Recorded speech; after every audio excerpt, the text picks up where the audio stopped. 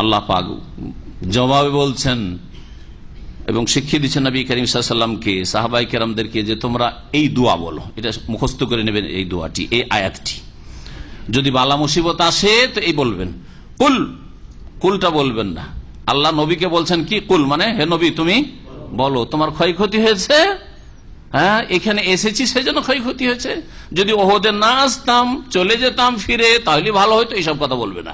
বরং কি বলো, হে নবী বলো, লা ইউসিবানা ইল্লা মা কাতাবাল্লাহু লানা হুয়া মাওলানা ওয়া আলাল্লাহি ফালিয়াতাওয়াক্কালিল মুমিনুন। লা ইউসিবানা ইল্লা মা কাতাবাল্লাহু লানা, আমাদের উপর এমন কোন বিপদ আসবে না যেটা আল্লাহ লিখেননি। যা আল্লাহ লিখেছেন, আল্লাহ লিখনিতে ভাগ্যে রেখেছেন, তাই আমাদের ওপর আসতে পারে, তাছাড়া আর কিছু আসতে পারে না।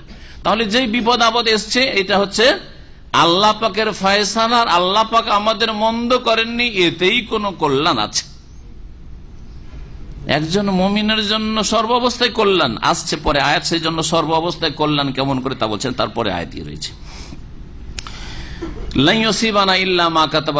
এতে কি তকদিরের ওপর অপ্রীতিকর অবস্থা, তকদিরে ভাগ্য খারাপ হলো, তারপরে যখন বলেন লা ইউসিবানা ইল্লা মা কাতাবাল্লাহু লানা, এতে কি হবে, মনের মধ্যে যে জ্বালা, দুঃখ, কষ্ট, শোক, এই শোকের ওপর কি করা হবে, জি মলম দেওয়া হবে, শোকের চিকিৎসা করা হবে, শোকের ওষুধ। হয়ে গেছে, ঘটে গেছে, আর তো করার কিছু নেই, তখন আল্লাহ পাক ভাগ্যে রেখেছিল সেই জন্য হয়েছে, আল্লাহ যদি না রাখতেন হয়তো না, আল্লাহ পাকের ইচ্ছা, আল্লাহ নিশ্চয় এতে কোনো কল্যাণ রেখেছেন। লা ইউসিবানা ইল্লা মা কাতাবাল্লাহু লানা, যতক্ষণ পর্যন্ত কোনো অপ্রীতিকর অবস্থা ঘটেনি যথাসাধ্য বাঁচার চেষ্টা করব, ঠিক আছে। কিন্তু যখন কোনো কিছু ঘটে গেছে তখন আপনাকে বলতে হবে ইন্না লিল্লাহি ওয়া ইন্না ইলাইহি রাজিউন। হ্যাঁ, আর বলেন লা ইউসিবানা ইল্লা মা কাতাবাল্লাহু লানা হুয়া মাওলানা, তিনি হচ্ছেন আমাদের সত্যিকার অভিভাবক, পৃষ্ঠপোষক।